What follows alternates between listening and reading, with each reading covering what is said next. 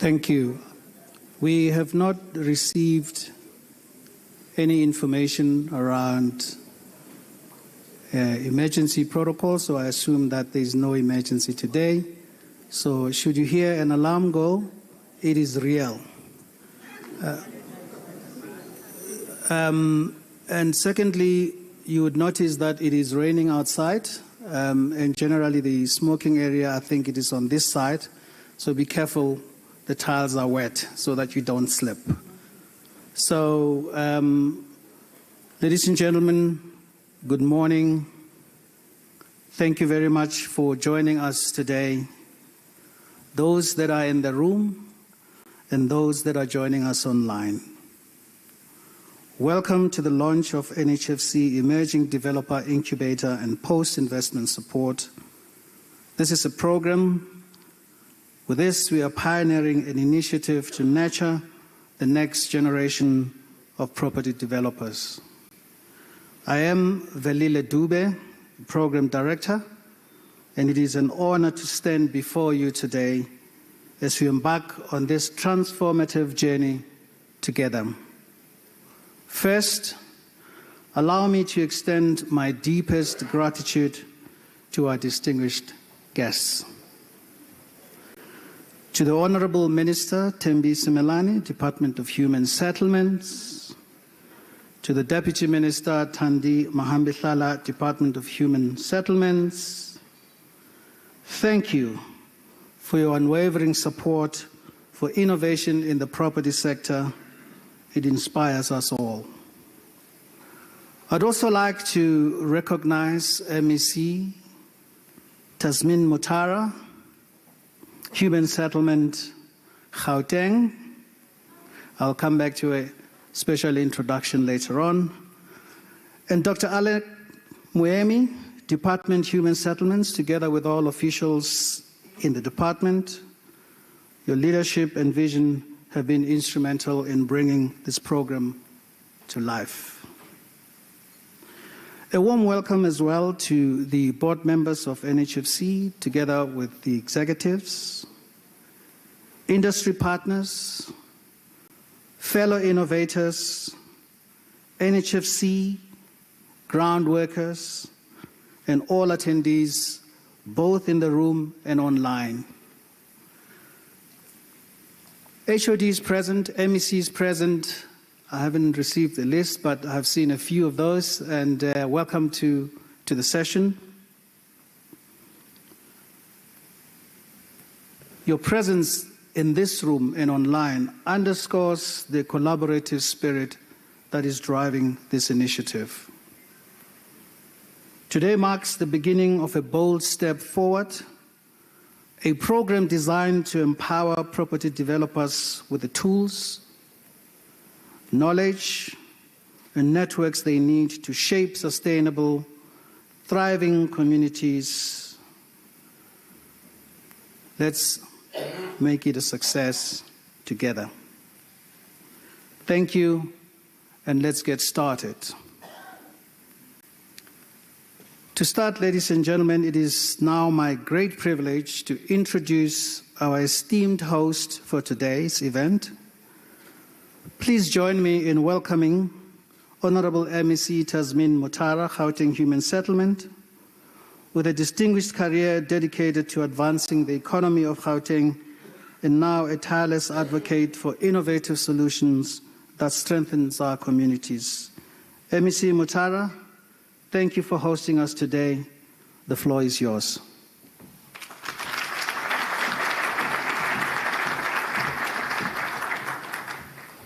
Thank you so much, Program Director, Mr. Dube. To the Honourable Minister, Ms. Thembi Simelane, our Deputy Minister, Honourable Thandi Mahambihlala, the DG of the Department of Human Settlements, Dr. Alec Muemi, the NHFC CEO, Ms. Azola Maekiso, senior managers, other MECs, our representatives from SALGA, HODs, stakeholders, ladies and gentlemen present here today, as well as online, members of the media, our stakeholders in the field of human settlements, good morning. A warm welcome to you all. Today marks a significant milestone in our journey towards sustainable housing development in Gauteng, and I'm both honoured and excited to stand before you on this momentous occasion. First and foremost, I'd like to extend my heartfelt gratitude to our Minister of Human Settlements, Ms. Thembi Simelane, for gracing us with her presence in officially launching the National Housing Funding Cooperation Emerging Developer Incubation and Post-Investment Support Program right here in Gauteng. Your leadership and commitment to empowering emerging property developers is truly commendable, and I'm confident that this initiative will yield immense benefits for our communities. As the most populated province in South Africa, Gauteng faces unique challenges in human settlements. The demand for affordable housing and innovative solutions has never been greater. It is crucial that we explore alternative funding mechanisms to meet the needs of our growing population. Today's launch is a testament to our commitment to addressing these challenges head-on and ensuring that every citizen has access to safe and secure housing. Welcoming you to Gauteng, let me share with you what this dot on the map represents. The 7th largest economy on the continent, the largest contributor to the country's GDP, Gauteng punches above its weight in every respect. Construction, which is a very important sector intrinsically linked to the property sector, has been identified as one of the 10 high-growth sectors in our province.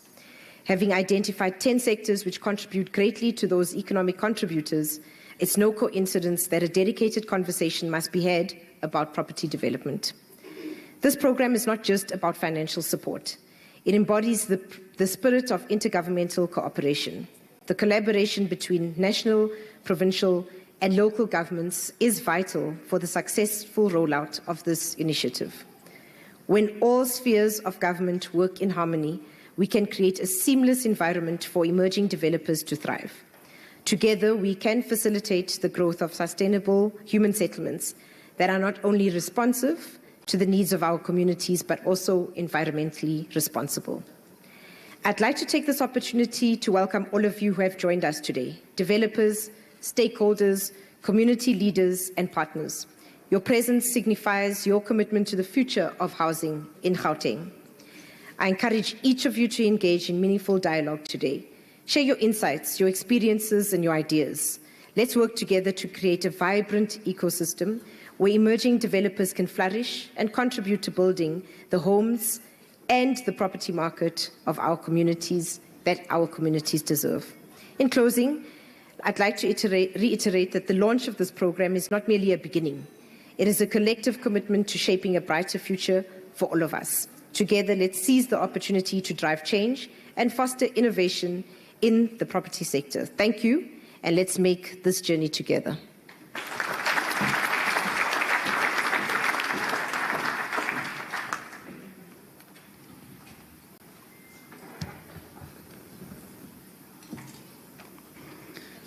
Just before we play a corporate video for NHFC, I would like to take another opportunity to welcome MEC of Human Settlement in the Eastern Cape, Ms. Sipokazi Lusiti, and also welcome HOD, Mr. Edmund Van.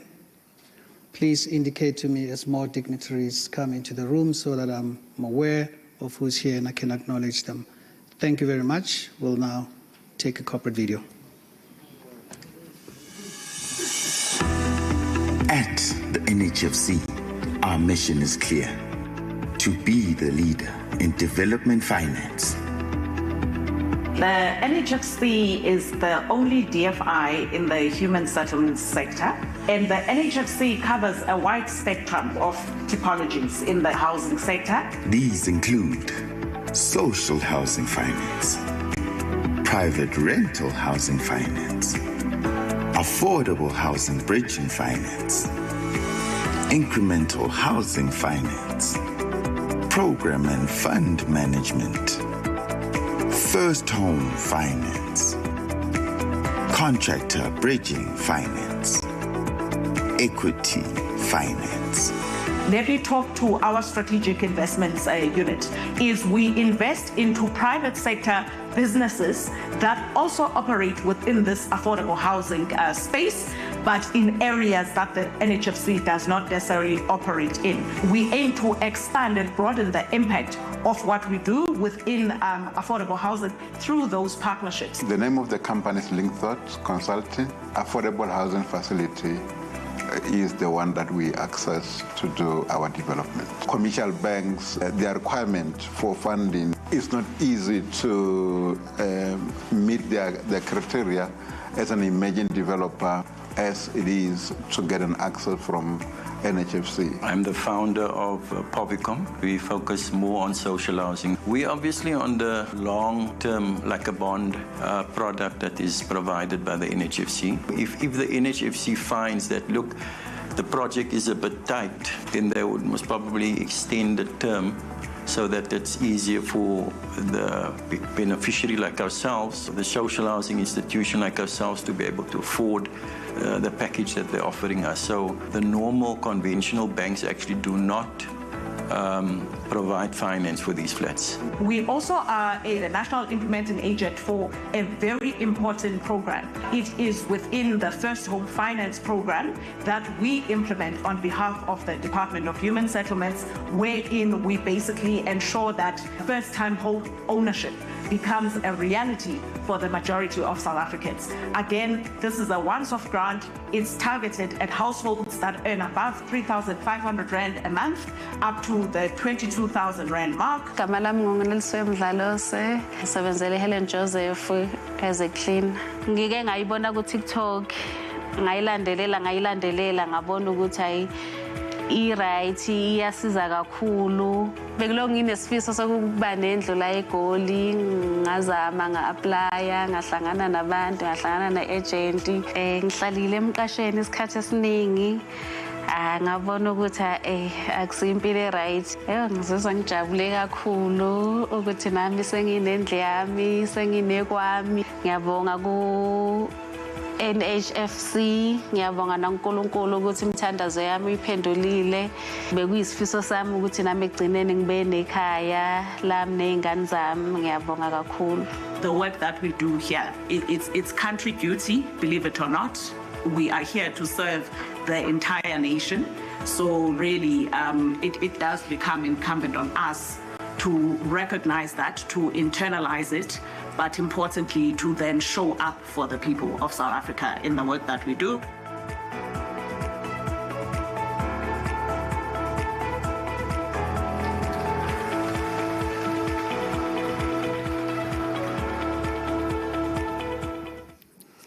Good morning, everybody.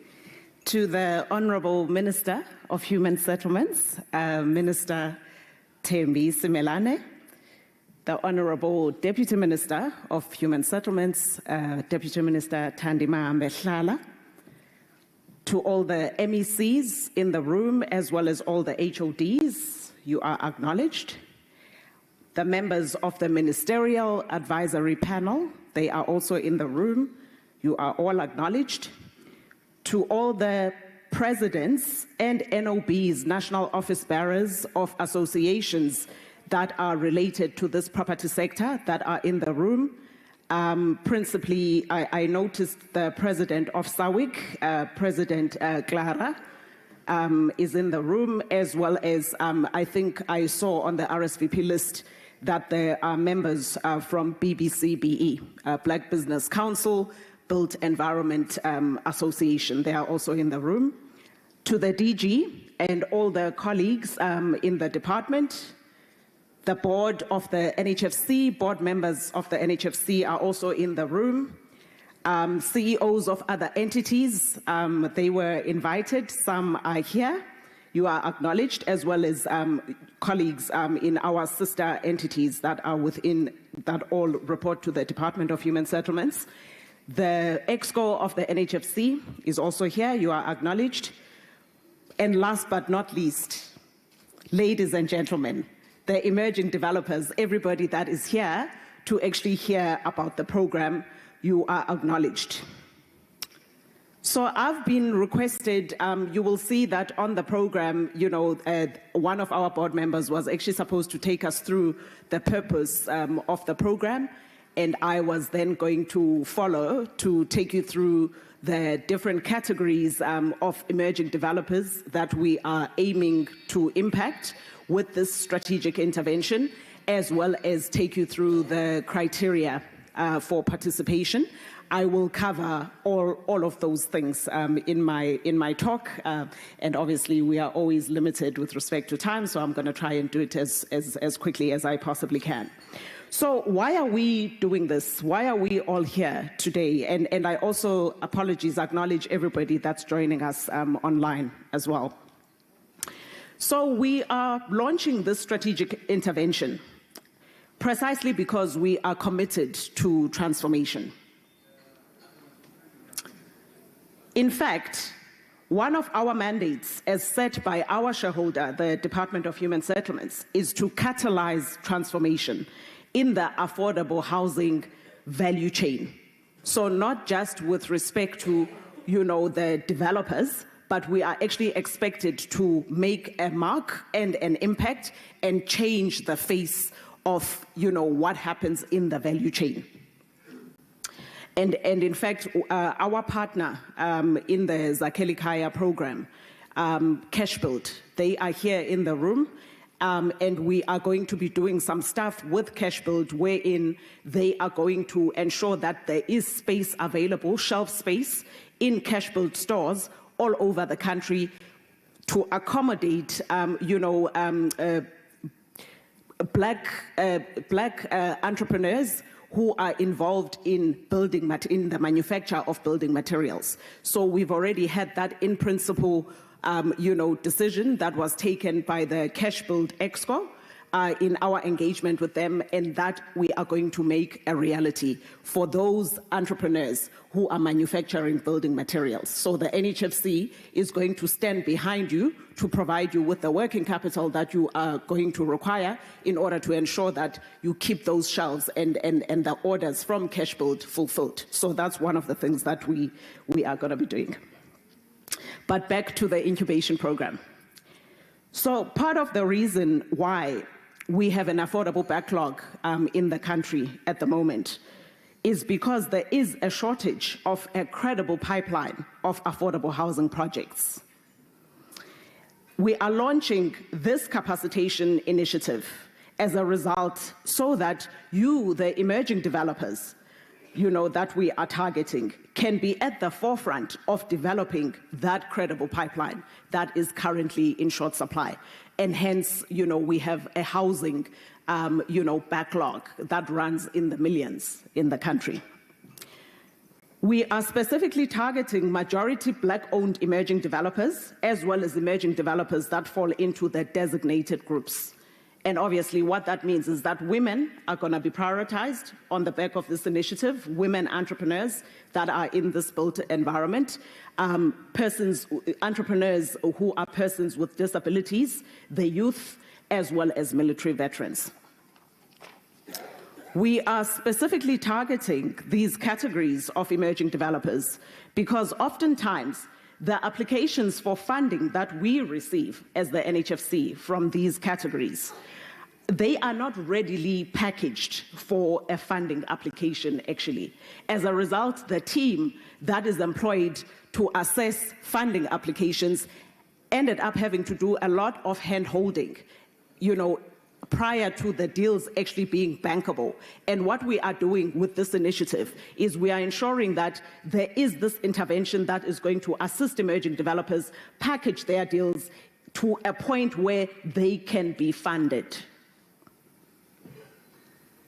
So with this intervention, therefore, they will be assisted with the packaging of their projects in order to ensure that they are bankable. CGIS, our partner that we have brought on board to be able to run this incubation program for us, they're going to be addressing you once I'm done, but they are going to cover the detail of what this will entail in their presentation.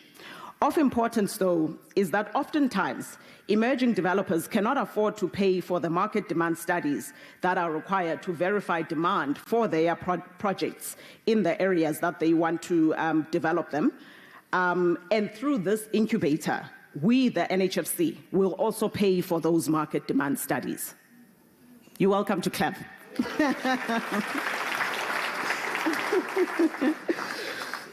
Importantly, the incubator will also assist emerging developers with the funding applications, and they will be with them in the room when they apply for funding. Okay? So CGIS will tell you that the rate of success of funding applications by emerging developers when the incubator service provider is in the room with them is a lot higher than when they are not in the room with them.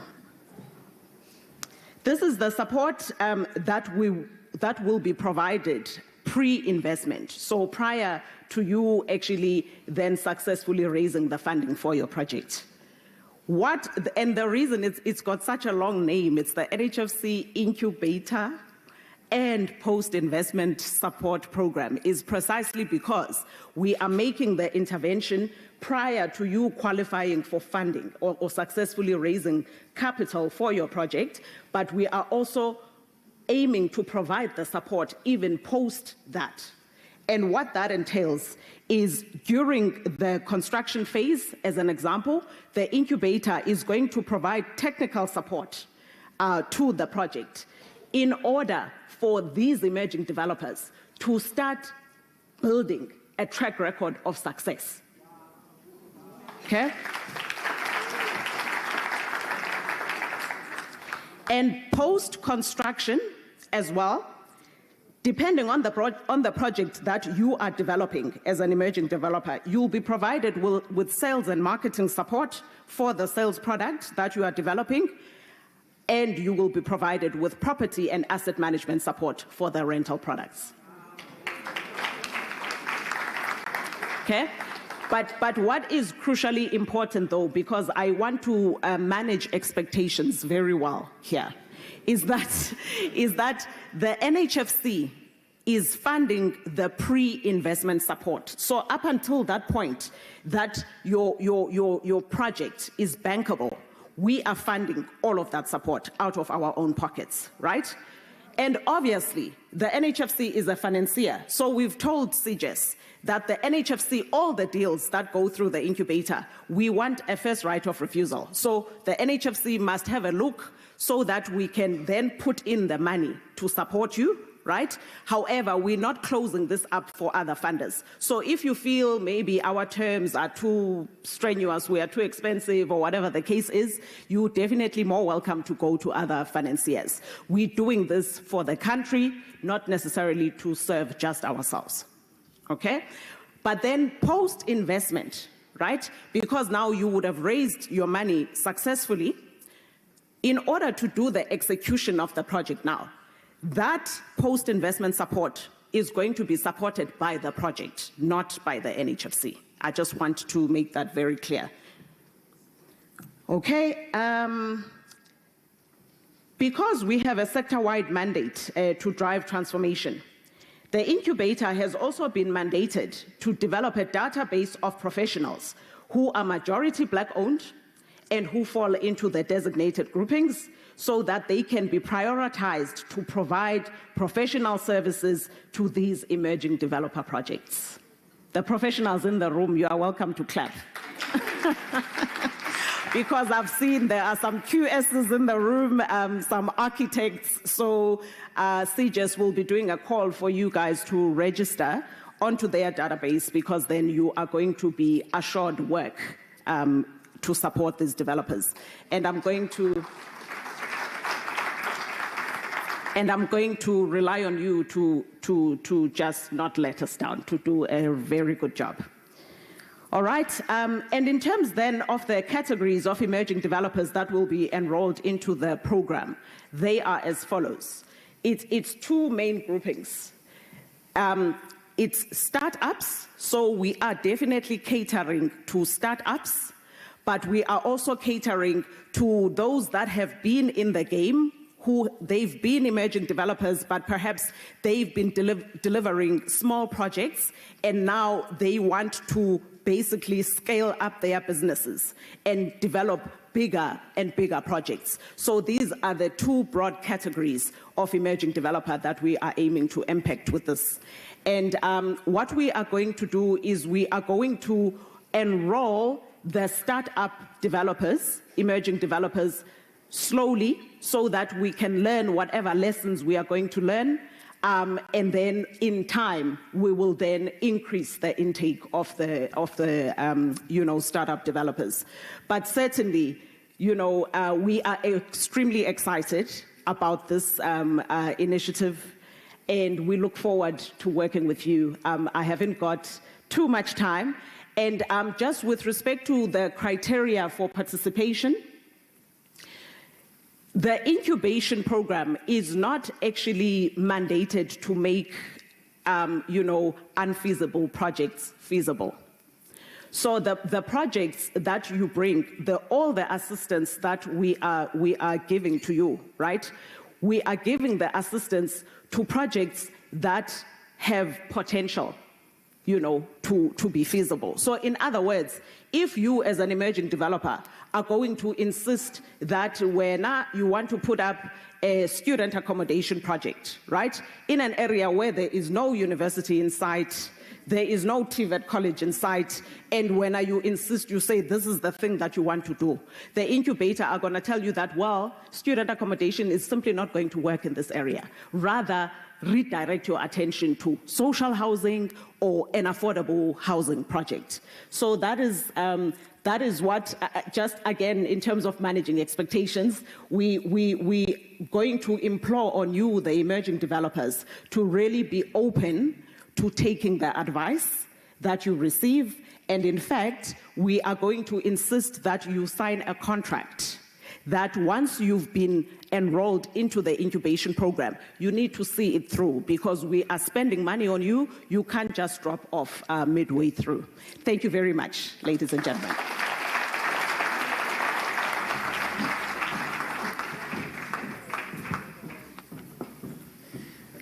Thank you very much, CE. I think this is the appropriate time to call our partners, CJS. Group CEO, Mr. Isaacs, please take the platform, and you can continue and take off from where Ms. Azola Maikiso left off. Thank you.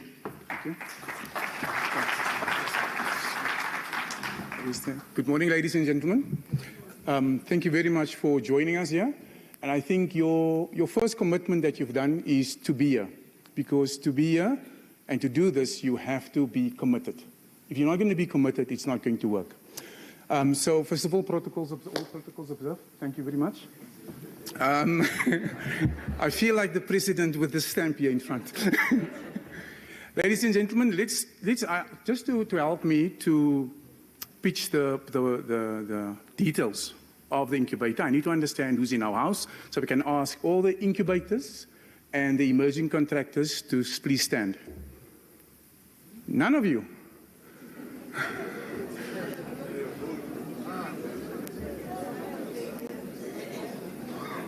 So all the incubators, those who have no experience, that wants to get into the property market, emerging contractors would be those who have perhaps done one project and wants to grow. Okay, so you are the leaders. No, you must stand. You must keep standing. All right? So guys, the reality is this. If you're standing here, you're standing alone. Leadership is lonely. This is not a hold hand. This is not free cash. You're going to have to work hard to make your projects viable. We are there to support you. We are there to support you and to make sure that it moves forward. Leadership can be lonely if you don't have the right partner. The NHFC, Human Settlement, the government have said, we are the partner to help you. And sometimes dealing with emerging contractors, those who have teenage children will understand what I mean. It's that parent-teenage conversation. So we are here to support you.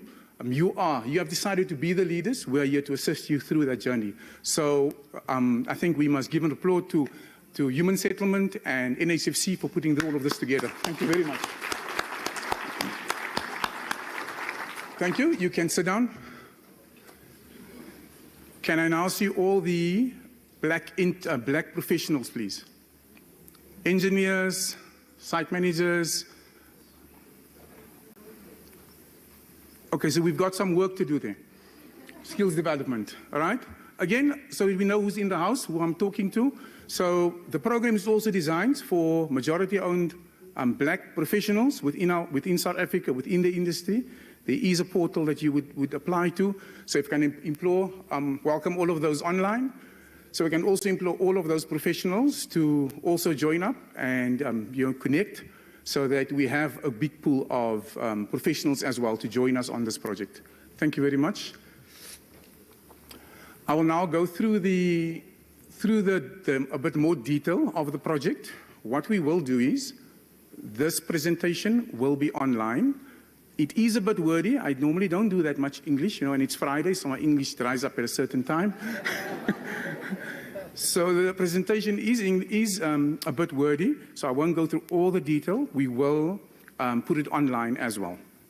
And then what we'll also do is, after the presentation, if there's any other Q&As as the day goes on, be it to team members that have joined, NHFC members, we will compile all of those questions.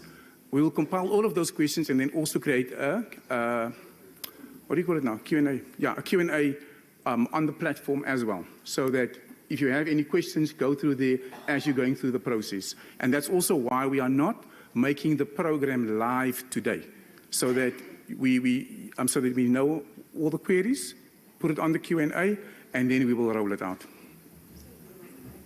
Sorry, live in terms of the applications. It's not working.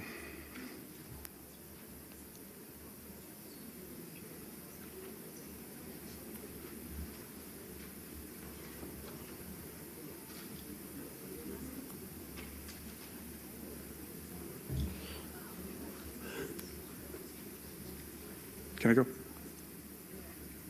I'm pressing the right button, eh?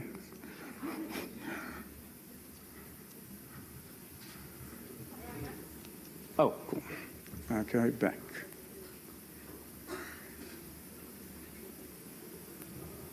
There you go. So what I will be covering is the consortium partners, and some of the items I'll be brief on because some of the speakers have already spoken to them, so I'll, as far as possible, then touch on the other items. And as I've mentioned, the presentation would be available online as well. So we'll touch on the consortium partners and members, the applicants and the key focus areas and the outcomes, the training and skills transfer that will happen, methodologies and the technical approach throughout the program. Now that I understand who's in the house, some of the items I'll be slower on and spend a bit more time on. The eligibility of the projects, which projects specifically are we looking for? Now, with regards to projects and funding, the NHFC's normal application process is still open.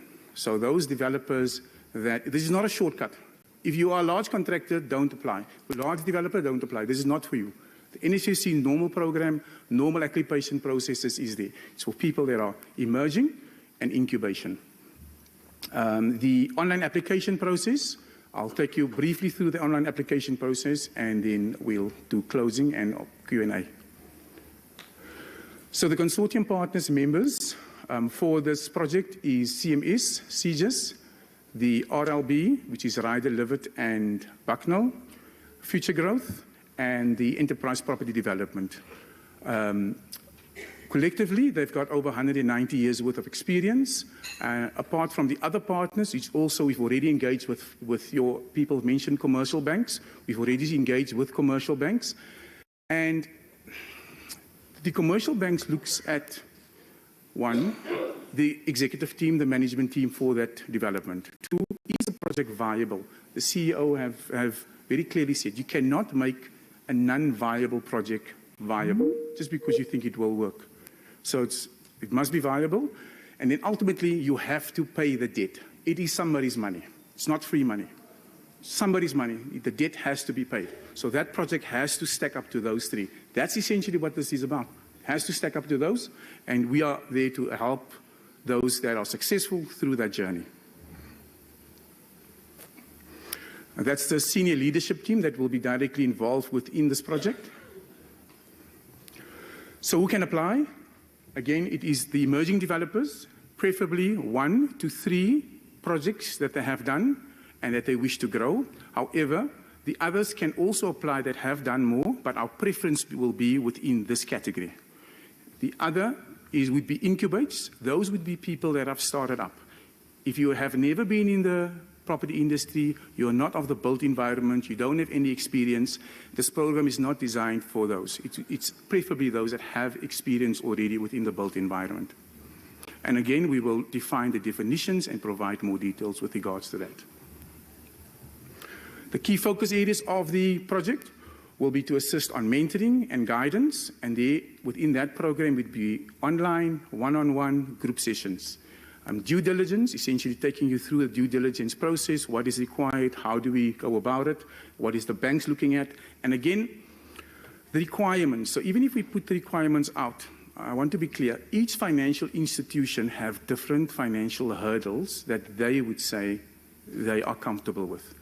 As the NHFC has said, the project is towards the NHFC and other financiers. So we will be looking at two ways with regards to moving forward, and then obviously NHFC as first right of refusal for those projects. Feasibility enhancement, again, looking at that feasibility, how do we improve it, what is short to make sure that it is bankable. Project management development, again, it's the professional team, that is your direct on-site team, and then without support.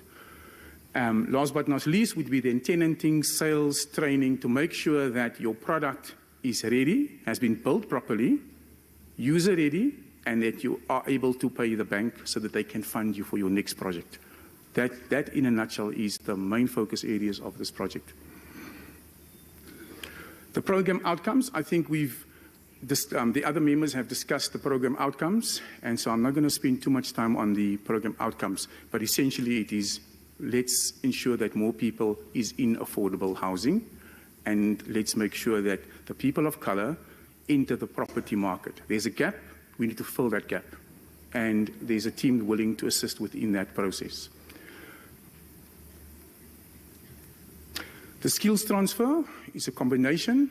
Essentially, it will be the CGIS Business School, RLB skills transfer, and the EDPF program, which is a more formalized program. So within all of these, there's different conversations. The incubators and emerging developers will be crossing over each other's projects, so that essentially, although you are working on your project, you are actually getting skilled up in other projects, be it larger projects or other. We won't hold secrets, so there will be NDAs and other that will be concluded between the parties, so that ultimately, although you're working on your project, you're actually getting skills on the other projects. You also sit into certain meetings as well. And as the CEO has said, in the conversations and where we've been in the room with the developer for funding, it moves forward. However, it is not because I or one of my team members are sitting there. It is because your project is viable. It can pay the debt, and it is servicing. It is able to service that debt. That's why it is viable. It moves forward. Technology, again, we use various technologies, so the party will be upskilled, the incubators will be upskilled with regards to technology as well. These are just a few of the management systems that the team will be, the incubators would be trained on as well. The property development course, which is offered by, which is the Enterprise Development Fund program, it is open to the public, so our incubators will definitely go through it. This is the more formalized program. It will take them through feasibility, project readiness, assessment, financial literacy, due diligence. So the entire scope the incubators will be going through it. We employ, if you are not successful, or if you're considering getting into the property environment, join the course. There's also mentorship programs also with the course as part of this. Obviously, with this program, the mentorship is much more is intense, and also on the if you do it directly as well. So the methodology, there's two types. As we've said at the beginning, you've got your full support, you have supervisory support. Full support would be relevant to emerging developers. Sorry, no, I'm wrong. Full support would be startup. Partial support or supervisory support would be those that are emerging, that have already done certain projects. So again, what we will do is we will scope, have a meeting with the party, understand where the shortcomings is, and then decide which of the two programs or assistance that party would fall under. In terms of the Assistance that we would be providing, it would be project planning and structuring, professional sourcing, making sure that you've got the right professionals. You're not getting somebody that has never done that type of project, because you are relying on that skills to make sure that your project is viable. End-to-end development management, assisting you to make sure that your project team is actually delivering the goods, that you are not facing extension of time claims, acceleration of works and all of those, that as far as possible we are moving it into the right direction, and that your agreements and everything is on par to make sure that you are protected financially and that the project delivers the outcome that is required. Developer capacity building, that would obviously go for all of them. It's the core of this project. And then operational management and support. The supervisory role is more of an oversight role, and it also entails all of the other functions. The approach that we will be taking is the standard PROXA approach. Essentially, we will take it from inception stage to concept to closeout, and then ultimately end user. Within that process, that's where the professionals will come on board and different parties will join the scope of works as the project progresses. Again, this is not a full funding for your development. It is partial funding to upskill you. The development will pay what the development normally pays for. We will also apply normal protocols with regards to hiring of professionals. There is risk work that would be required as well. So the normal process that happens within the construction industry. The eligible projects that specifically for this project, as I've mentioned, the other NHFC projects, products. Other NHFC products are still 100% open. You still continue with that. Affordable housing, which is affordable housing and service sites, minimum of 80 units. Your private rental housing, which is private rentals and student accommodation, a minimum of 80 units. Again, you can see we start at 80 units. It needs to be viable for what we are looking at. We want to make an impact. Social housing, a minimum of 80 units. Again, the detail, there's a few pamphlets outside. That's basic pamphlets that is outside there to give you some guidance already. The NHFC normal website you can go on and already start getting details on the guidance of information that you require. So that gives you an idea specifically for this projects that we are focusing on this project. Other normal projects, the NHFC will still continue with those. Okay, questionnaire. So this questionnaire is the work in progress questionnaire from the Q&As that will come from the floor, and there will be additional information added to it as well.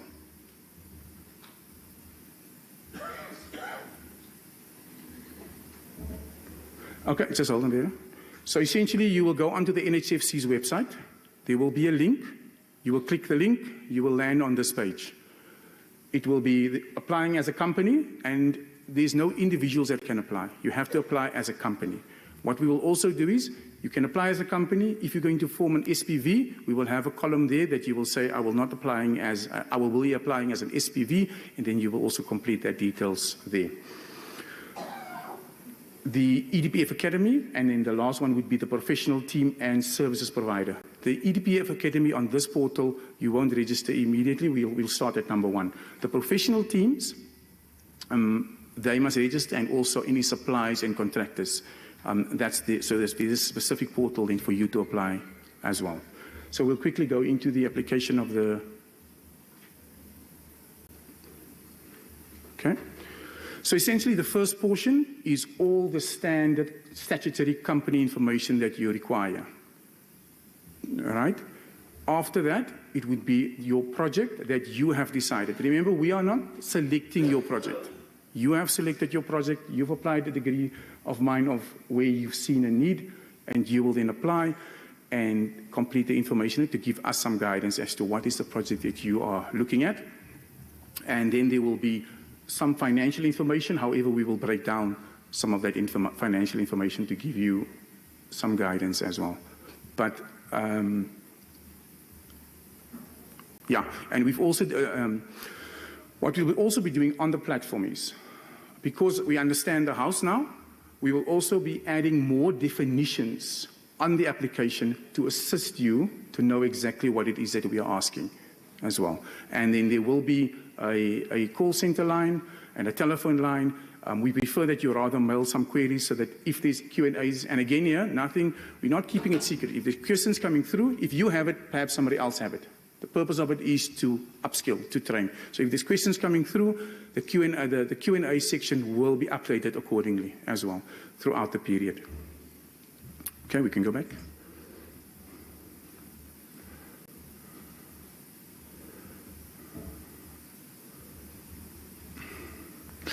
So, committed. You saw I started with that. Committed. You have to be committed. If you are not committed, just don't apply. We don't actually want you. If you're not going to be committed, don't apply. You have to be committed. You have to be a leader. But we'll assist you with leadership. You know, it's challenging, but it can be lonely if you don't have a team. So be committed. Then you have to take action, and then we get it done. How do we do it? Together. Very simple. It's not that difficult. You have to be committed, take action, get it done together. But there's going to be sweat. You're not going to be happy with all the conversations. In our business, we've made it normal. If I have a challenge with one of my directors or managers, I say we need to have an uncomfortable conversation. Right? It's not bad conversation. It's an uncomfortable conversation. If you are comfortable to have the uncomfortable conversation, it means then you can move forward. And that's ultimately how we've grown the business and assisted other entrepreneurs as well. Ladies and gentlemen, thank you very much, and we look forward to all those applications. Thank you.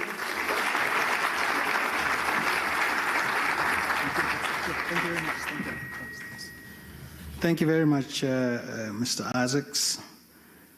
Yeah, you're going to get some tough love from him. But I'm sure the intention is to make us all succeed. We are going to have a Q&A session straight after the next speaker. So if there are any specific questions, please think about them now, crystallize them.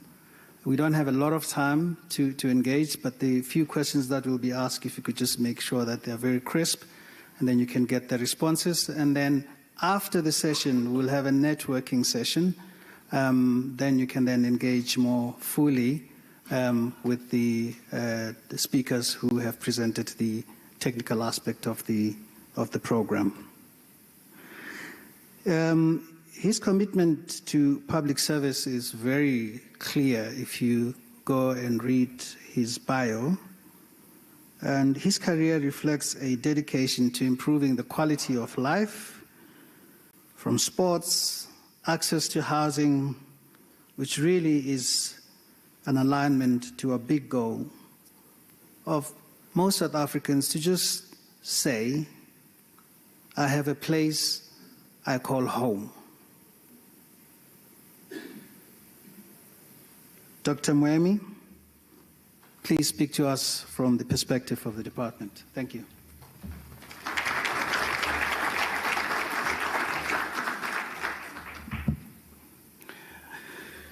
Program Director, thank you very much, Mr. Dube. I wish to acknowledge the Honorable Minister of Human Settlements, Honorable Thembi Simelane, and the Deputy Minister, Honorable Thandi Mahambetlala.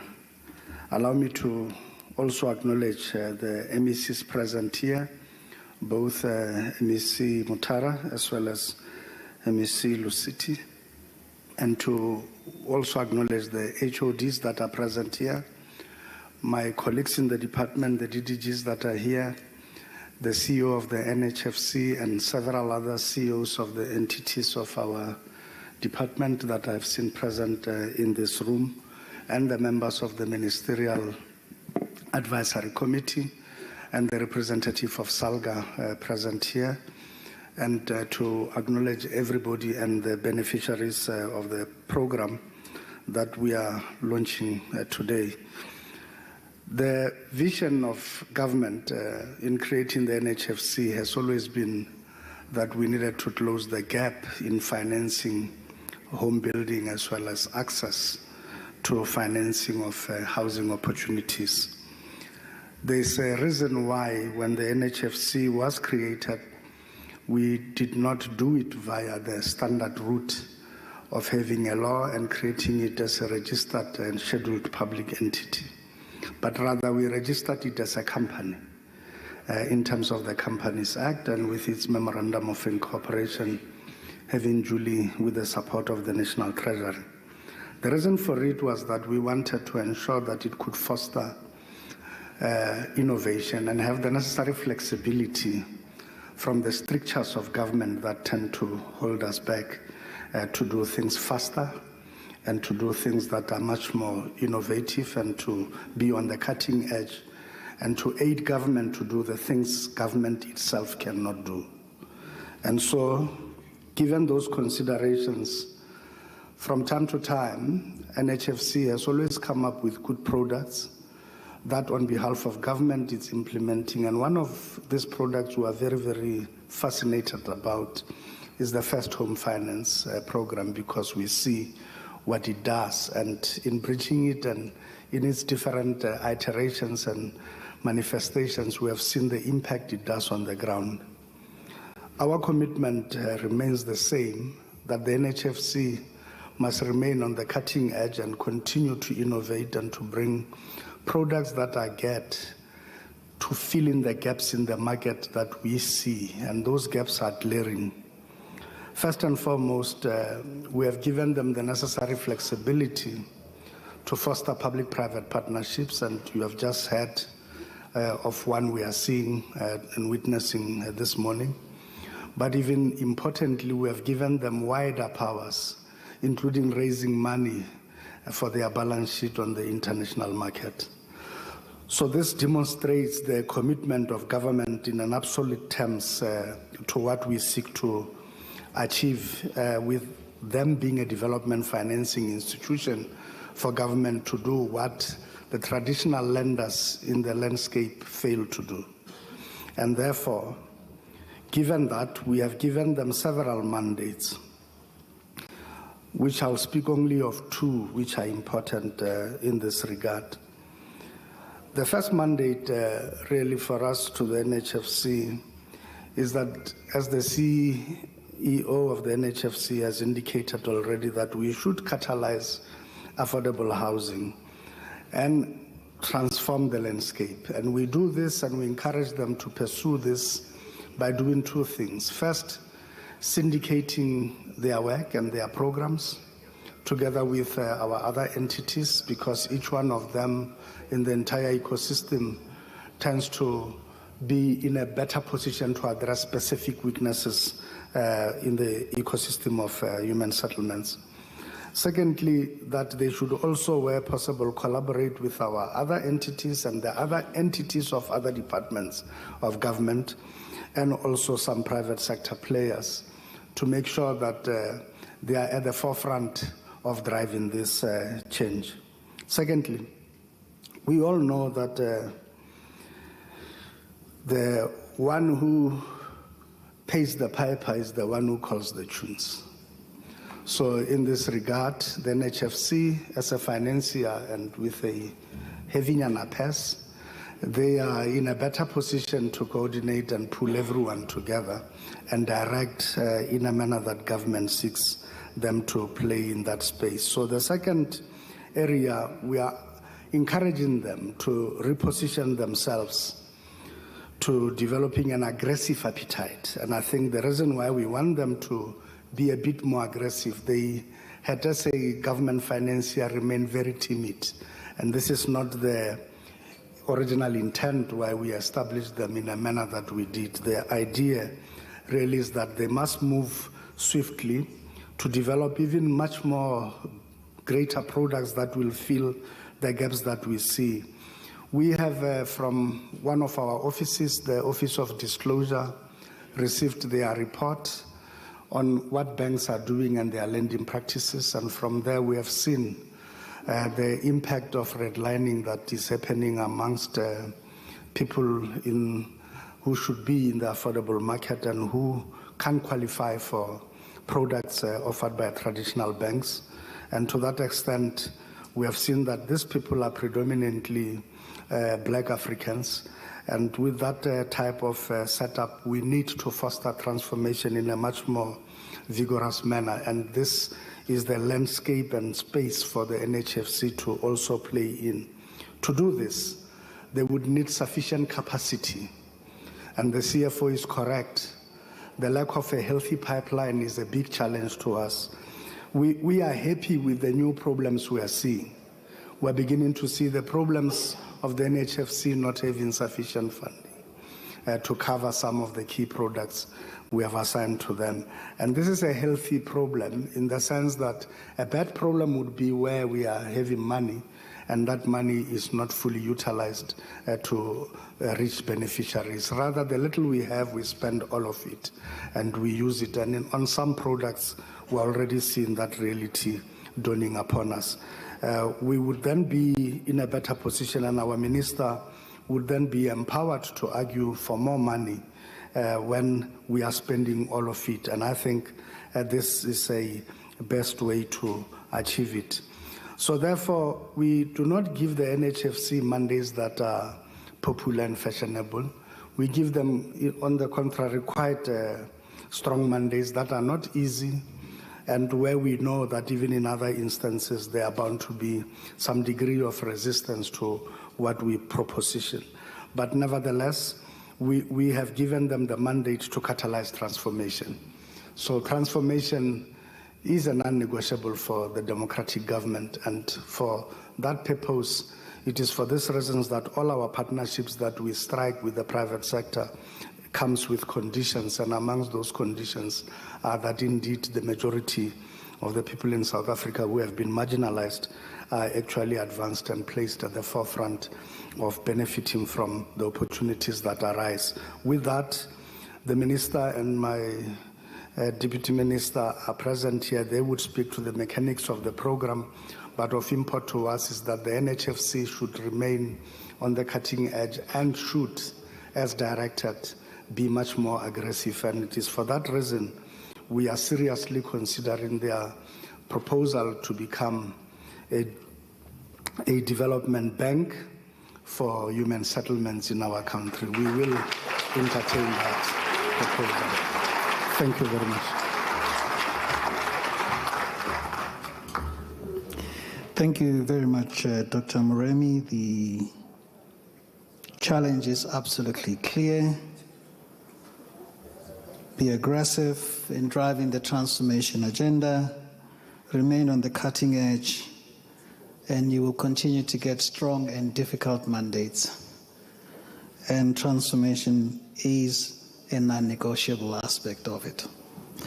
Thank you very much for the challenge. I think now we'll step into the Q&A session. As indicated, we'll really keep it brief, as there are other opportunities to engage with the speakers for more clarity questions.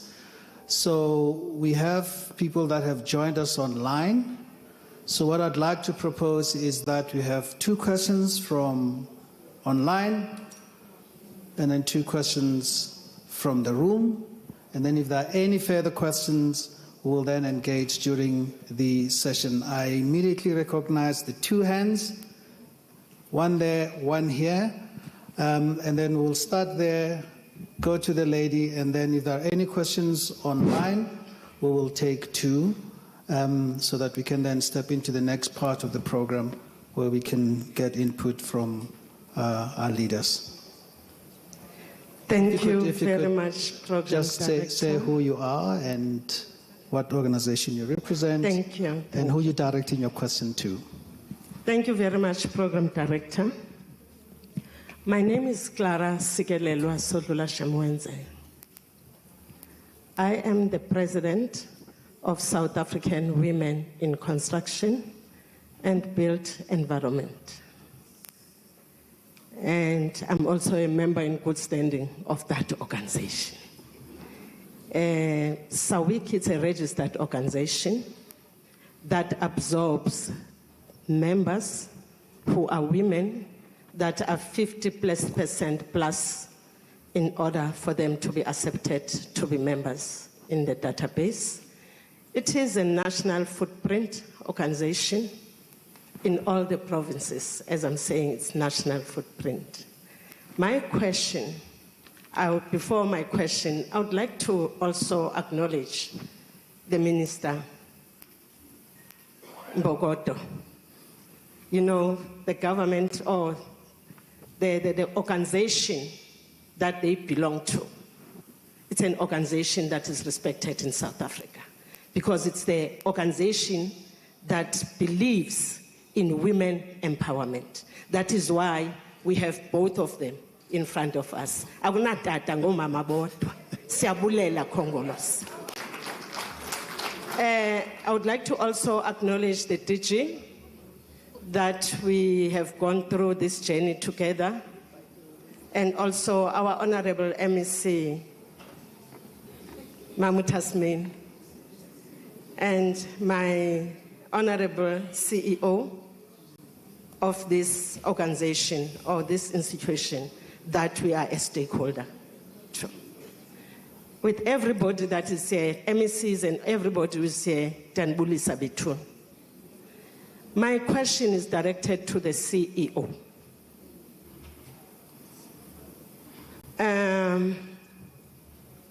I think we appreciate, as SAWIC, that we have started implementing one of the resolutions that were tabled in 2024 at East London by the former minister, Umama Ukenzane Kubai. We have signed a social compact there, and the document is in our hands. Now, the minister who is in front of us today, because you first plan, then you discuss the planning, then you bring people on board that are stakeholders for them to be part of this planning. Then you appoint as a department, then we sign a document. After the signing, we just want to see the implementation. Dizobulela man. Dihlale Gauteng kodwa ndiziva xa ndithetha mina emalini. Kitlilo leboga minister.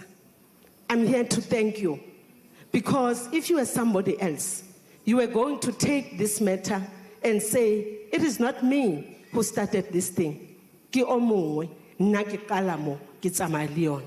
But because you have a vision and you know what we want as women of South Africa, we only want 40% set aside, nothing else. Nansi into kuwe ke ngoku CEO. When are you starting to implement this good program? Remember, I am leading women behind me that will be asking me after this session, iqala nini lento mongameli? Iprovince lithoba. So one must have a response, either from you or from Human Settlements, but as a stakeholder, I think would like to know. It's good to put these things in paper, but the only challenge, August, we need to say it was launched and it has been implemented. In SAWIC, we have so many members that are part of the program. Dawulala xa isenzeka ngolu hlobo. Ndibuza yena uCEO. Iqala nini lento?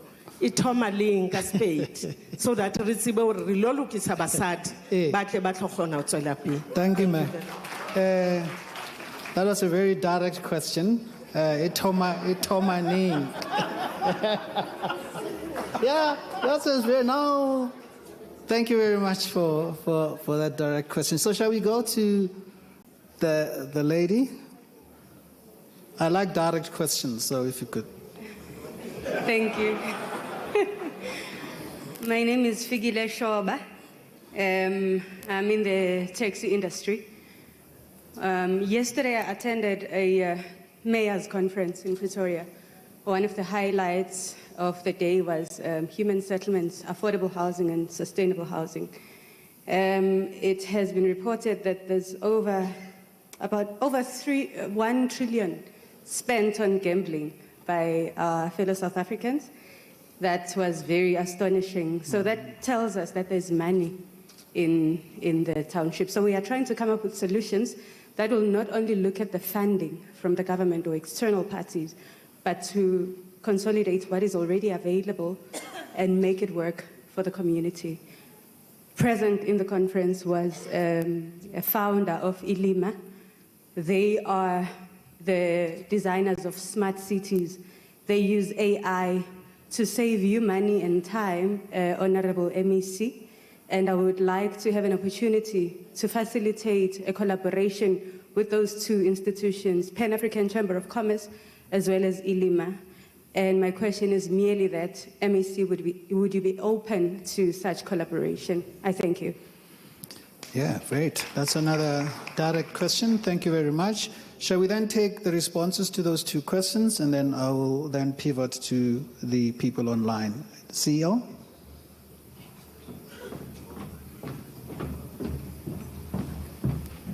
Thank you, Chair, and Program Director. Sorry, he's my chairman in my day-to-day life of one of the board subcommittees.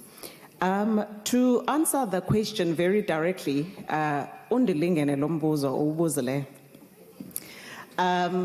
so we are busy contracting with the service provider at the moment and finalizing the service level agreement because we want to keep them honest.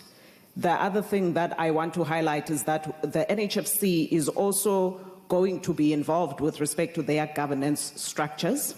So in the process of, evaluating applications of the incubates, we are definitely going to be involved. Also in the selection of the professionals, that we mentioned earlier, the NHFC is also going to be involved. So we are intending to do an intake, to start processing an intake of the professionals in mid-April 2025. And then we're going to open up applications for the incubates starting 1 May 2025. So this program is imminent. Thank you.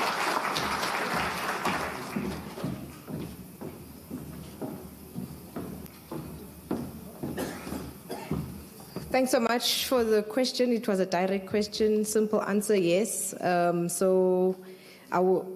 My office is here, but during the networking session, we can just communicate and we can exchange details and we'll meet. No problem.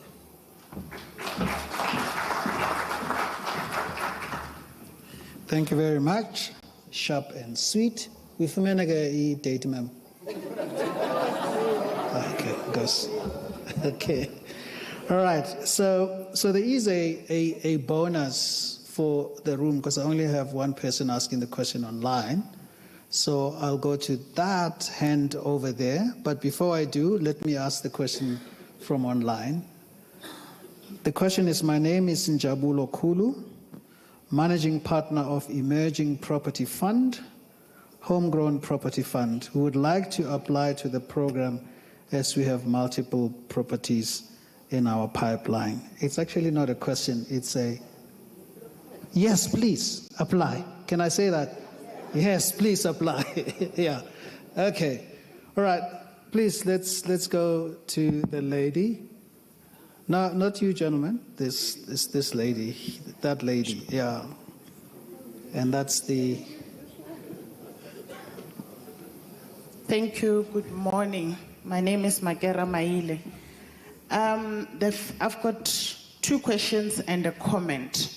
The first question is, how is the NHFC, through this program, addressing the issue of equity?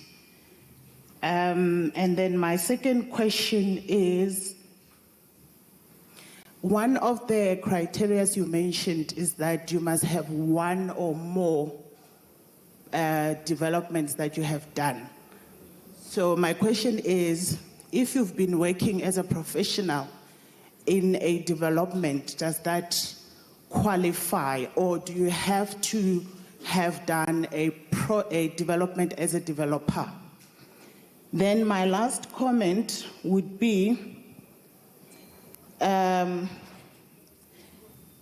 it seems as though in the built environment, when we are talking about professionals, we're only talking about technical professionals such as QS, engineers, etc.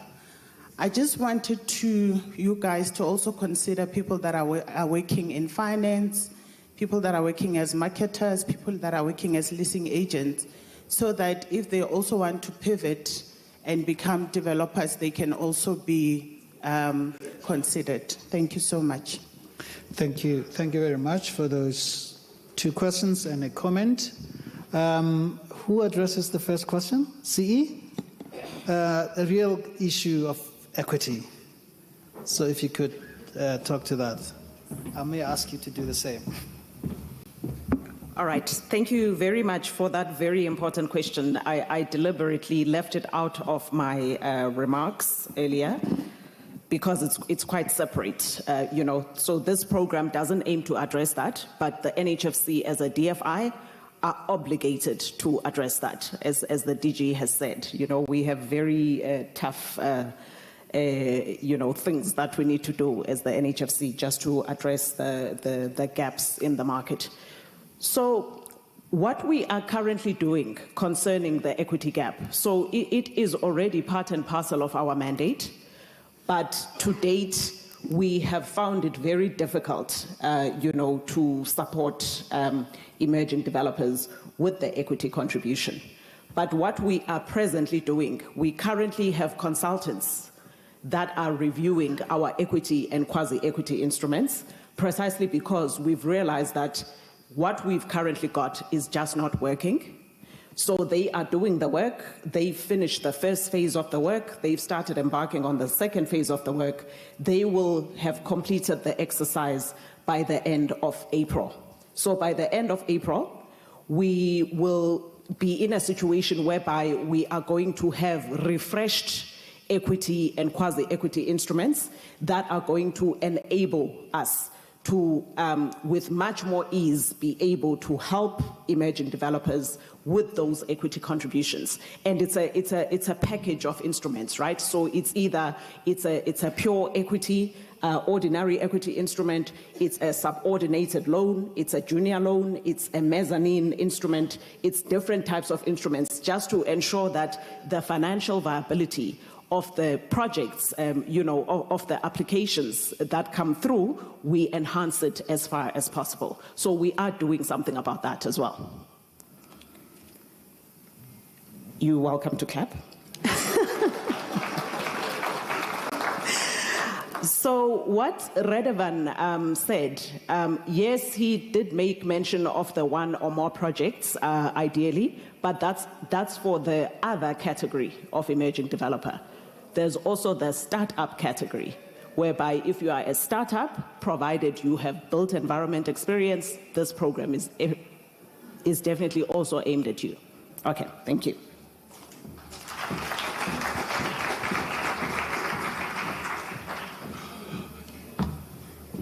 So I love the principles of management. My favorite one of them is the review one. And that lady asked exactly that question. That we went through this. This has been a 2-year in the making. And the review question there was, we focus on the built environment, but what about asset managers and financial people that are also within that?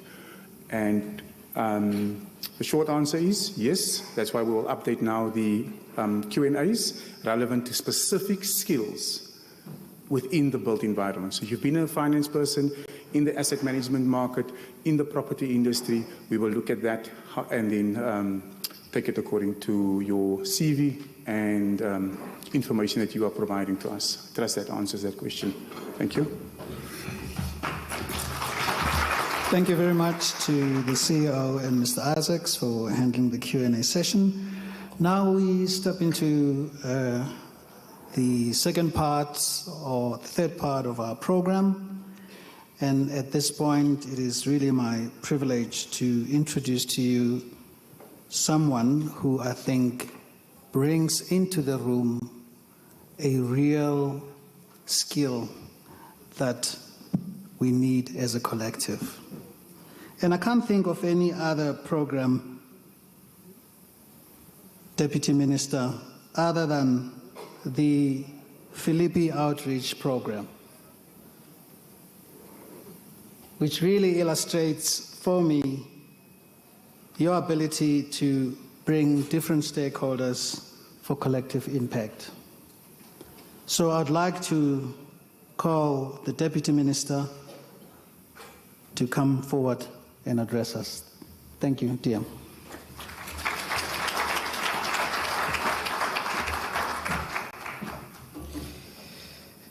Thank you, Program Director, Mr. Dube. The Minister of Human Settlements, Ms. Thembi Simelane, the Ministerial Advisory Council, the MEC of Gauteng, Tasne Mutara, MEC from the Eastern Cape Province, Sipokazi Lusiti, the DG and the DDGs of the Department of Human Settlements present here today, the HODs present today, the CEO of NHFC, Mrs. Azola Mayekiso, all CEOs of other entities of human settlements, board members of NHFC, SALGA representatives that are in our midst, partners from the private sector, and most importantly, the developers and entrepreneurs who are the future of our built environment present here and on the platform. And perhaps when professionals were asked to stand, those on the platforms were not privileged enough to raise their hand. Perhaps we would have seen quite a number of professionals that we have in this sector. Allow me to greet all of you. I want to express how truly delighted and honored I am to be here today as we unveil one of the most groundbreaking programs in our housing finance sector. I also want to thank the Minister for honoring the commitment she made to the NHFC team when we met, when she joined the Department of Human Settlements. Your unwavering support to the entities, Madam Minister, will help us achieve our goals and objectives. There could have been no better time for the swim swap that the President made than this one, that enabled all of us to realize this day. That swim swap was a very powerful one.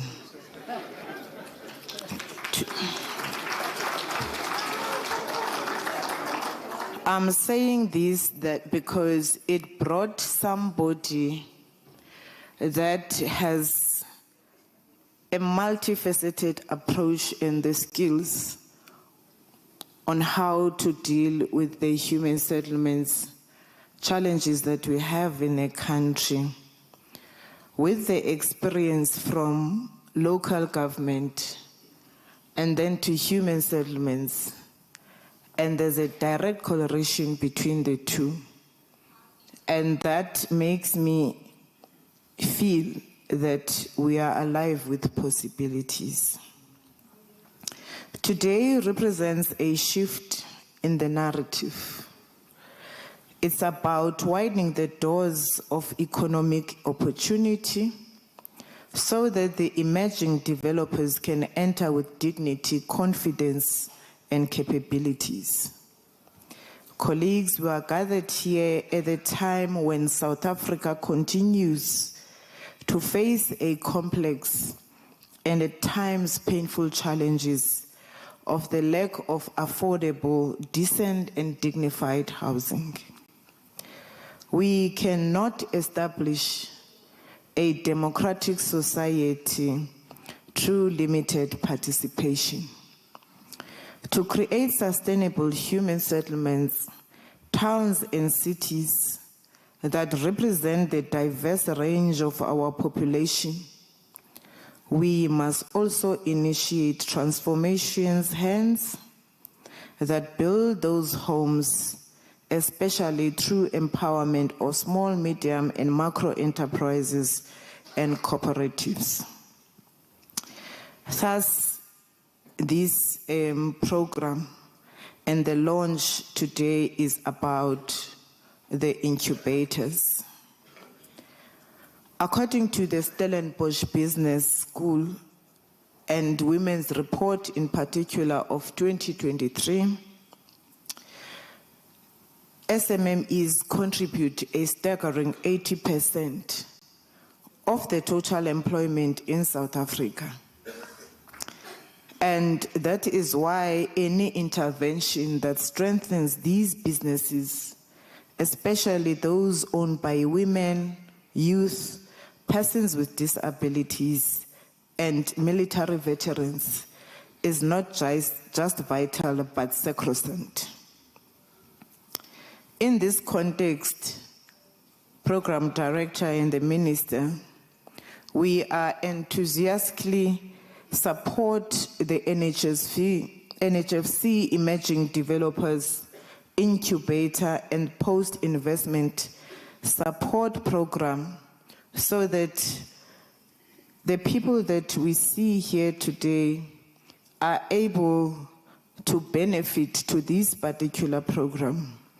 And I also want to appreciate, Minister, that our provinces, our HODs, and our entities are also here today to support one of their family members, which is NHFC.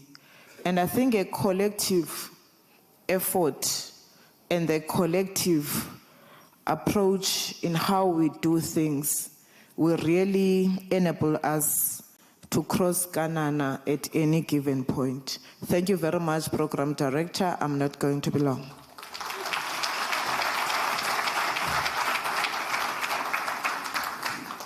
Thank you very much, Deputy Minister. I walk away with the swim swap.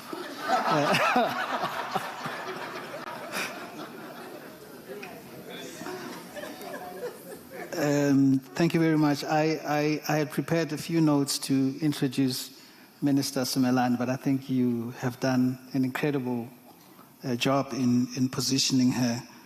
So for the audience, Minister, we wait for a wider lens for you to come forward and just give us the broad perspective and to put some rocket underneath the NHFC team. Thank you. No, it's okay. Thank you very much, Mr. Dube, Program Director. Salutations to the Deputy Minister. Thandi Mahambehlala, my sisters, Mrs. Tasmin, Mutara, Sipogazi Lusiti, all the way from Eastern Cape. And I must appreciate your attendance, HOD, as well. I know they are facing floods. A portion of our team descended to the Eastern Cape day before yesterday for the assessment and emergency relief. So I much appreciate that you were able to join. Quite a number of people who flew from the Eastern Cape yesterday and today morning to be part of this program. It just shows that they will also be having leadership that will support them. Not that I don't put emphasis on urban areas, urban cities, metros, but rural provinces have a very special space in my heart. It could be the rurality of a girl I am, I don't know, but they do. Other members of the executive, if I haven't seen, and some who possibly are coming from provinces, HODs that are representing their principals, the chairperson and members of the NFHC board, my advisory panel and advisor here, I'm seeing quite a number of faces. I'm not sure if they were able to all be in attendance. We also had a session yesterday and day before yesterday, so I understand. I feel like it's November for me already. I've been saying it to quite a number of people, I will understand. DG, CEO, the participants who are online, developers who are here, our partner, Salga, Councillor Sotashe, business partners. Good morning to everybody that is in the room and those that I might have not recognized from the categories that they come from. Pardon me for that. I've learned one thing important today, Program Director, is that I'm no longer going to share jokes with Deputy Minister. So that I don't, remain in trouble. The president reshuffled his cabinet. He didn't do a SIM swap.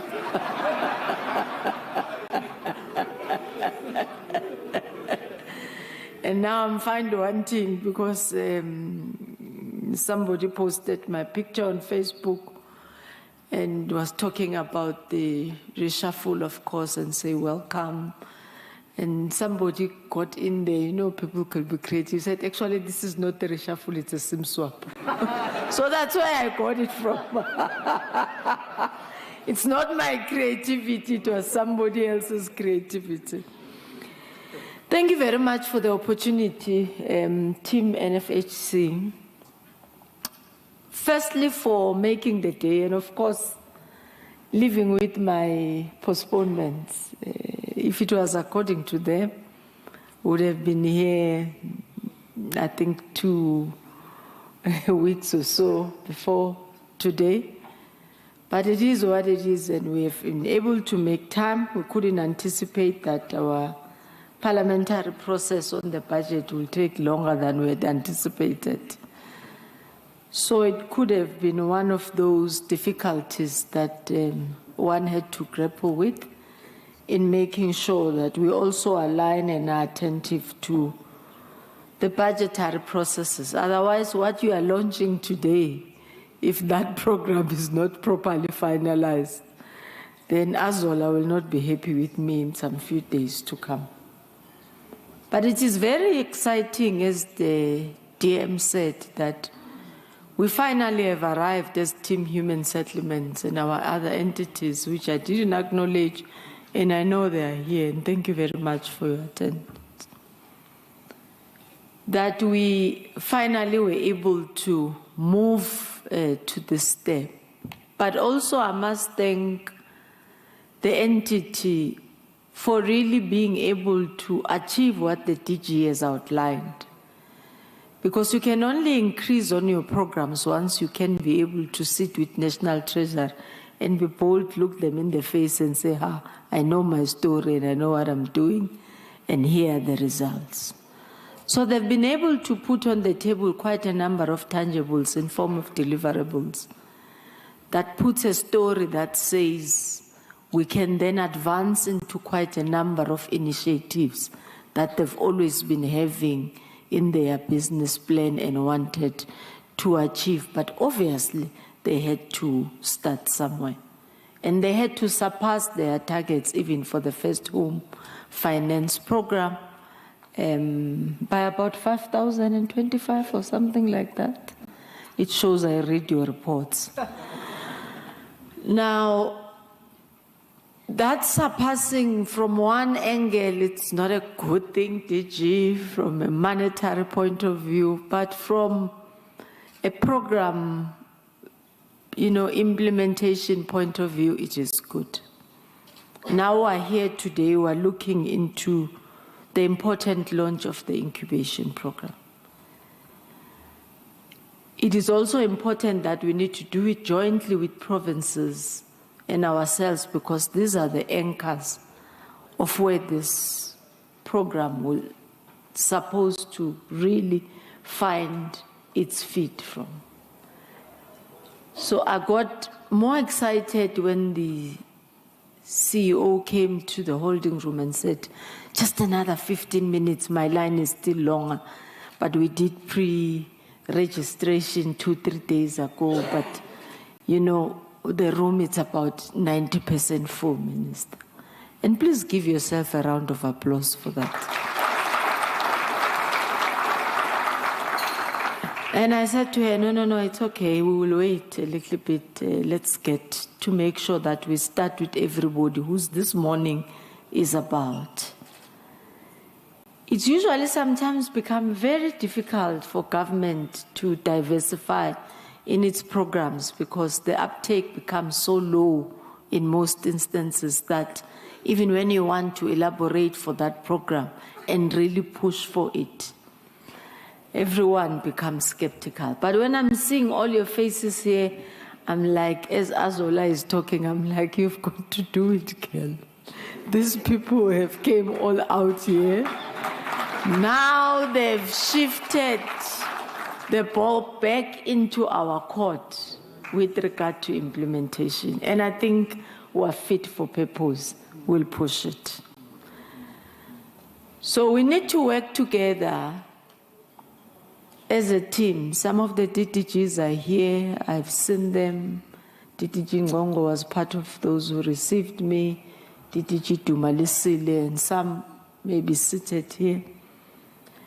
One thing which I think we may want, and at first I was skeptical and thinking, hey, I don't want the team and the DG say, you are too pushy. But as I was listening to the presentation and the target of 80, already including social housing, already including 2 of our programs, I then felt, DG, we need to commit to NFHC and say, therefore, the portion of what we have to do as a department in these categories must also be put and channeled into the incubator program so that they also will have a start. They don't have to rely only on the private sector to give an intake, but from what you are doing as well. Now, you all know the 3 pillars and the priorities of our government in the 7th administration. And it compels us to ensure sustainability, amongst other things, in the housing sector by equal participation and, taking part in ensuring that we ignite the infrastructure growth of our province. And interpretation of infrastructure is where we are today for the mandate in which we carry as a department from the human settlement sector. And I'm happy that when we discussed the concept, and I was getting schooled by the CEO, and he says, no, Minister, we must do it. We must do it now. Let me tell you what is it about. And then I said to her, okay, I hear you, but I've always had a dream that we cannot source, and I know Cashbuild, my partner, is here, and I'm glad that they are willing to also bring developers in terms of starting with regard to material. I know people who do paving bricks, and I don't know them personally. Everywhere you go around, there are people who are doing bricks, doing windows, be it aluminium, be it wood windows and whatever, and they're finding it difficult. And here is the DG and MECs here and those online, MECs, they are building what we call RDP houses, but they still go to the commercial market. This is government not promoting itself. So I'm going to support this element with all I have. Because I think we really now can say we must put the building value chain into transformation and test it. But you also have to play your part. And I will tell you, I've been long in government. I've long been beaten. Oh, shame, so many times. But I don't give up. I don't know who told me not to, but I don't give up. So my first contractual obligation, I used to work with Premier Mwako Ramatlodi. I was still a bit bright, shame. And my first assignment it was a very small one. It involved a village, those who know, who comes from Limpopo, there's an area in Mokopane called Taiposh. You go in the middle of nowhere. We were opening what GCIS used to call them, the multi-offices, what they used to be called? Two-song, yeah. Before there were two-song, there was a name, MPCCs. Multi-purpose. You see, I come from forward government. MPCCs were launching one in the middle of nowhere. And obviously we had to find a local supplier in terms of tent and everybody else. And I said to my team, I want nobody from town, Mokopane. I want everybody from local type of share. And they agreed. Well, we got our tent. It wasn't so straight. It was, you know, our local one. It's okay. We finished, and there was no food. And cell phones were still something that you are hearing that they are cell phones. So we're calling on a landline. And we're calling a person who's a supplier on a landline as well.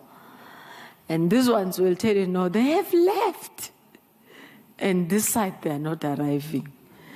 Then we waited a little bit, we waited.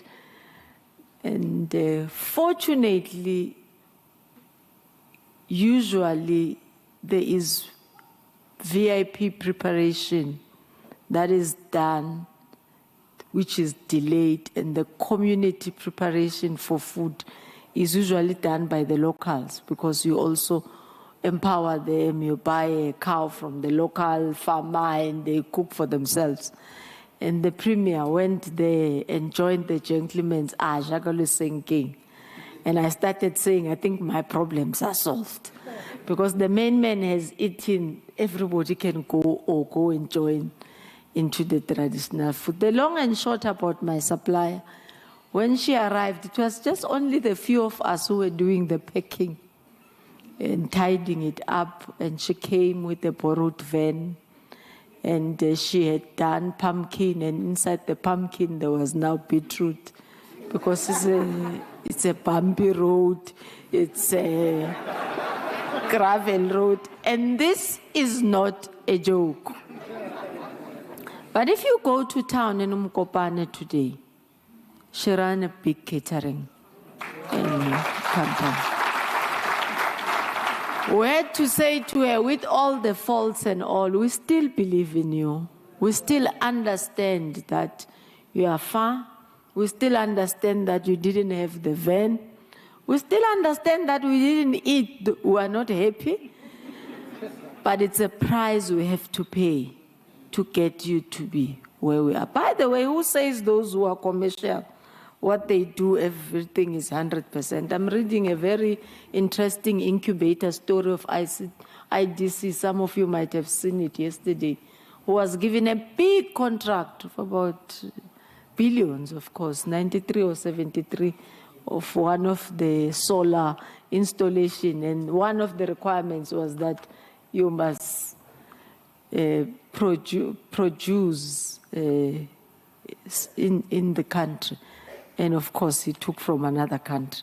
And they are taking one another to court. But I'm just saying, much as I'm not saying be failures, I'm saying we also need within our system, even the incubators, the carers.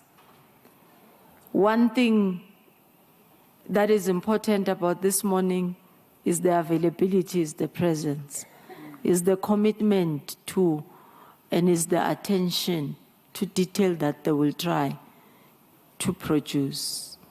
But I've seen also systems which just set people up for failure. And at all costs, we must try and avoid that. Without sending a message that, yeah, just be spoiled when they say show up at 9, you arrive at 11. Don't do that. Because we all value, and we should be able at the end of the day to account for whatever that has been allocated to us from the fiscus and account for in a convincing manner. And I am hopeful that one day, Azola was fighting me to say, I must invite the president to this. I said to her, no, we have to prove ourselves. So we have a commitment ourselves. So I'll only invite the president to your work, not to the boardroom. So I will invite the president to your side, not to come and launch. I asked her, do you have a ribbon? She says, no, Minister. But what were we going to cut? I said, you see, ministers and president cut ribbons and kiss beautiful babies. There's no baby here. There's no ribbon for your consolation. So why must I bring the president? So maybe just a top-up will be, I appreciate your presence, I appreciate your commitment, but I commit to invite the president to your sides, not to this. I was in short saying to Azola, push us away from rhetoric. And a point that we came here, we launched the program, and then when we were supposed to, then we'll say, oh, well, even that day it was raining and the turnout was not so good. AG, we will see in the next year. There are few besides the value chain expectations that I have and the collaboration from the department and some of our targets to be met and creating a market for the incubators themselves and the built environment, is that we then need to be able to go and give an extra mile to create local economic development drives in local municipalities so that they can be able to survive. Because they will not be carried by us permanently. So sometimes we struggle as government, will say, oh, well, I've done my part. Let them see how they fare. That's not the approach I think we should develop. We then need to go back and say, we must be jealous about what we have produced and its sustainability. So the key message for us beyond today, as Tim said, human settlements should be, where else can they be able to survive? And I know very well, in the built environment of municipalities, they can. So we need to bring them on board and partner. And I think DG in our MINMEC and my meeting with MECs, we may want to make a presentation by NFIC, and then they would have started in their April-May program, even if they have not concluded, so that we request beyond what they have, that the municipalities are able to do. President has given us a target, which is my third expectation. I was telling the other team the other day, and they are relatively young, I was telling them, you guys don't know Mzegezeg. One thing about Mzegezeg, we got forced and go in closed doors. The president has given us a challenge to turn old buildings into human settlements in cities. This is a low-hanging fruit for all of us. Now hear me properly. This is a low-hanging fruit. Because the definition of a developer, it doesn't say you always have to start from the foundation. Now, most of these buildings are government buildings. So give me my fair share of the problem to go and fight with the Minister of Public Works to look for the government buildings. And then when I come back with the buildings, I give them to you. They are broken. We all know that. But it's the part of these people in this room who must then, while they are struggling to start the new ones, it will not be very difficult for them to renovate and in-house.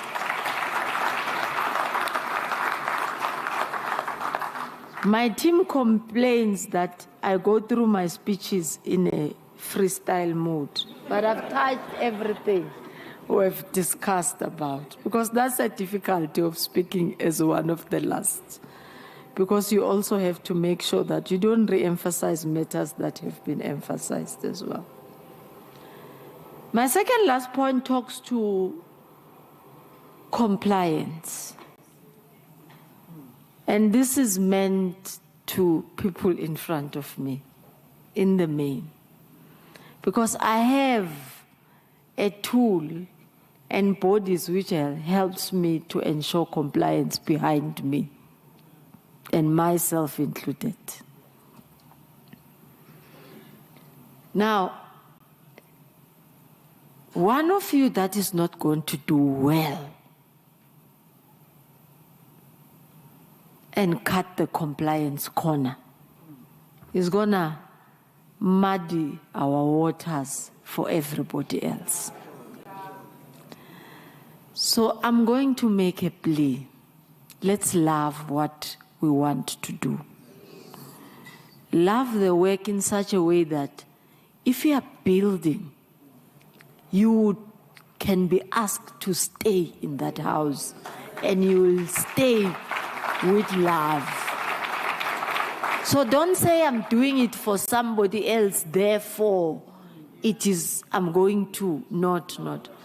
But I'm asking precisely because people who are going to be our beneficiaries, they are historically disadvantaged. So if there's nothing we can do for them, we can just honor them and respect them, that the government has created this program so that it can give back their dignity. And then we are in the value chain of giving this dignity in terms of housing. So those who are supposed to pay them grants must also do them with dignity. Those who are supposed to do roads for them must also do it with dignity. And ultimately, we'll create human settlements where we all live, work, and play. See you soon. Thank you very much.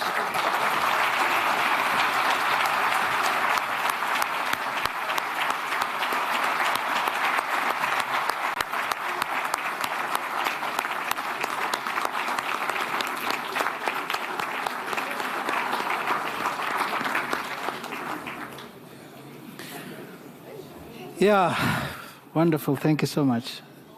I had a lump in my throat, but I'm not going to say a word. I would like to call my colleague and fellow board member, Utatu Ubonagel, to give us his word and respond to some of the most powerful and inspiring words from our minister. And if today is anything to go by, we have finished in full and on time. So I hope that's the spirit you take into your projects as well. Over to you, Mr. Bonaga.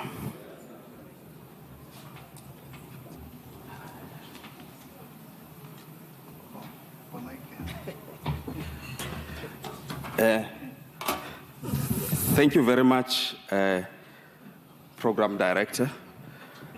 I should apologize firstly, Minister, Deputy Minister. I sneaked in as the CEO was finishing.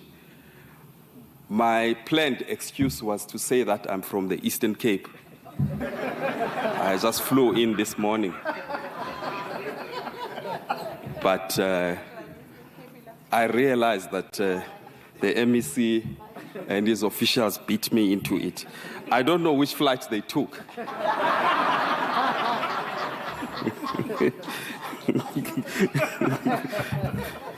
The Eastern Cape is a big province as well. So I'm going to leave it there. But I hope my apology is noted.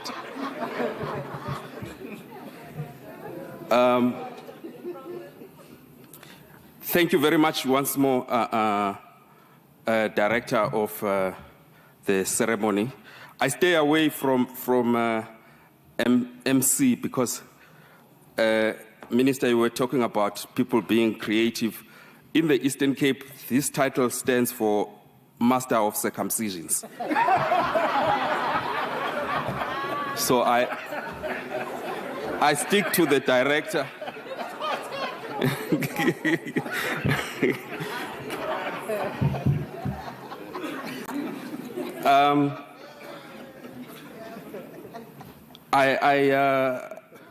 In my previous life, I used to investigate and prosecute cartels, and they were so pervasive, I could just go outside and sniff them and find them.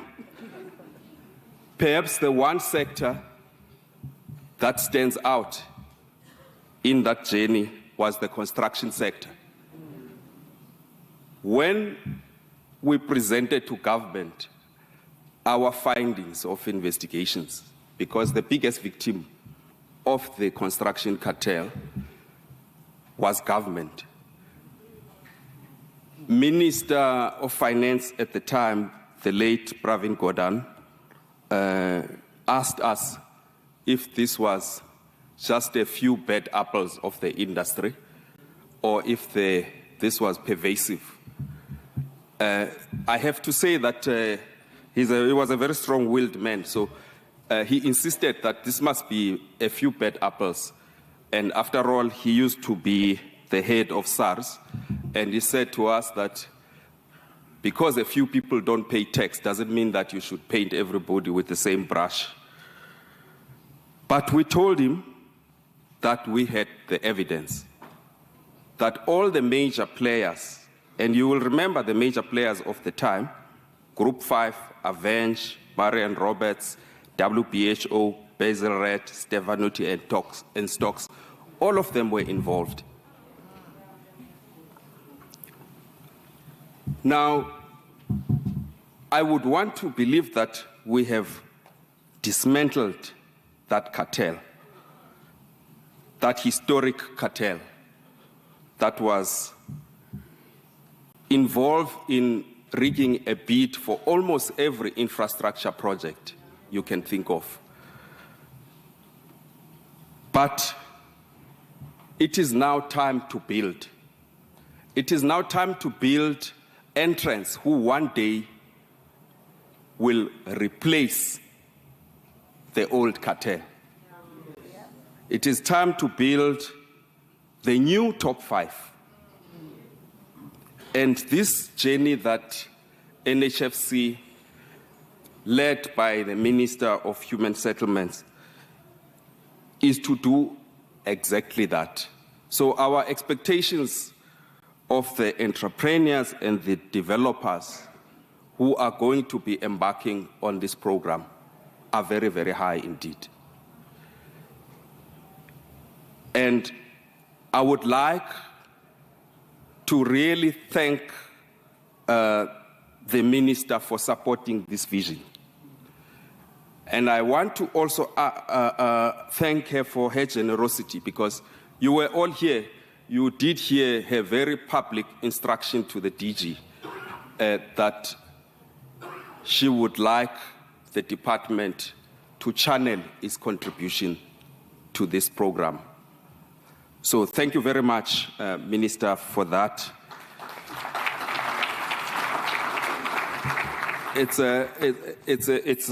I'm here to thank you, but I'm also here to welcome you to the Human Settlements family, I suppose.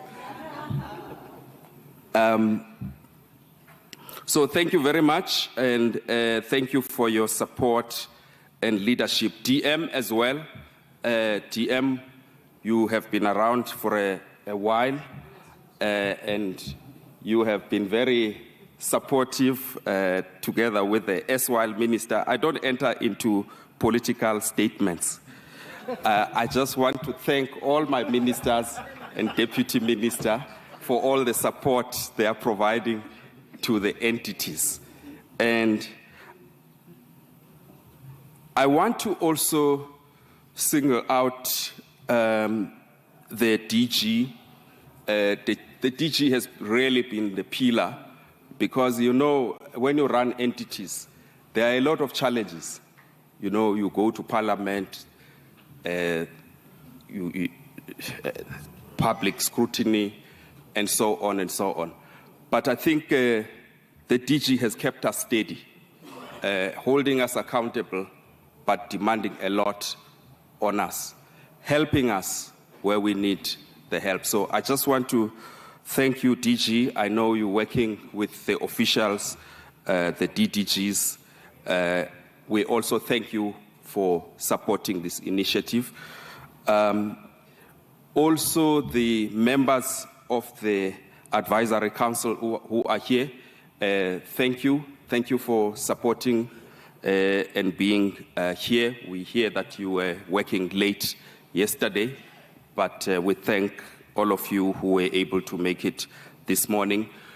I want to especially thank the MECs. The Human Settlement family really operates closely with provinces. Really, we wouldn't be able to do anything without them. So thank you very much, MECs Motara and City, for being here and supporting this work, together with all officials coming from the provinces, from SALGA and all spheres of government. Really, thank you. And our development, our partners and sister agencies, we also thank you for supporting this work. And the CEO was tapping me there to say I must single out DBSA. I don't know, because she's a former employee of DBSA, but I will comply. But on a serious note, DBSA is a very valued partner to us. They've just injected 1 billion rand into our balance sheet. So we thank them for this support. And most importantly, this event, I think it has been emphasized before, would not have been considered a success if developers and aspiring developers, professionals and entrepreneurs were not here. It really is their event. So I thank them who are here in the room with us and who have been able to join us online. We are looking forward. We are expecting to be inundated with applications, but once you've gone through that eye of the needle, this is not a political speak as well. Once you've been successful, once you have been successful, we are going to be working very closely with you. As you heard, we have professionals who are going to be working with you. Their role will be to support you, use them. Of course, we will use them as well to also monitor you. But primarily, they are at your service. The biggest problem is that once people have been granted loans, that work of post-investment support often is an orphan. So I want to thank, lastly, the CEO because really she is the one who championed this idea internally, that what are we doing pre-investment in packaging the deals, and what are we doing once we've granted people the loan? So I think without her vision, we would not have been here. So thank you very much, CEO, and your staff, as well as the organizers of the event, service providers who helped us today. Thank you very much. And I should also mention before I step down, because I'm really literally stepping down because it's the last week of this board's tenure.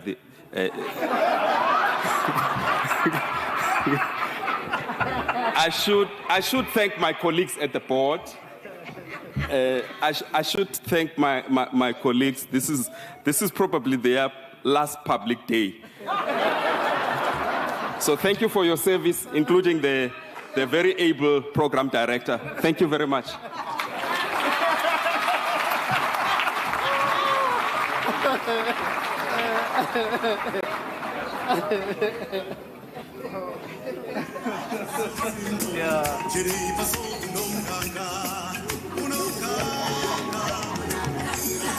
An amazing colleague to have, so I'm really going to miss him. But thank you very much, ladies and gentlemen. This is the end of the program. Thank you for being here. The day has served its purpose, and let's network before you depart. Thank you very much.